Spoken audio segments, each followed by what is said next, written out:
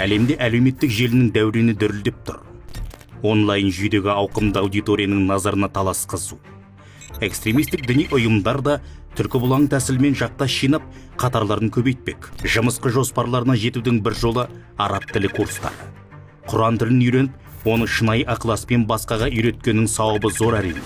Бірақ деструктивті ағымдар осындай алдамшы жолмен аңғал халыққа арамза идеологиясын тықпалап әлек. Мәселен, Мысыр, Сауд Арабиясы, Түркия, Пәкістан, Ауғанстан сынды мемлекеттердегі бейресми марказдарды паналап жүрген жерлестеріміз бар.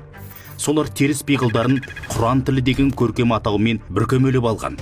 TikTok, Telegram мессенджерінде онлайн топ ашып, жастарды адастыруда. Яғни тіл үйреткен болып астыртын радикалды идеологияларын насихаттайды. Аят хадистерді өз ыңғайларына қарай бұрмалайды. Бұның бәрі заңсыз. Қолданыстағы заң талаптарына сай діни уағызды тек Қазақстан мұсылмандары діни басқармасының аттестациясынан өткен арнайы бұйрығы бар мамандар ғана жүргізе алады. Және діни сауат ашу курстары да тек мүфтиятқа қарасты мешіттер жанында өткізіледі. Әлеуметтік желіде де әркімнің дін туралы әңгіме қозғауына тыйым салынған. Интернеттегі жалған жардамаға алданып, деструктивті идеологияға арбалып қалмаңыз. Барлық әкімдікте дін істері басқармалары мен арнайы орталықтар бар.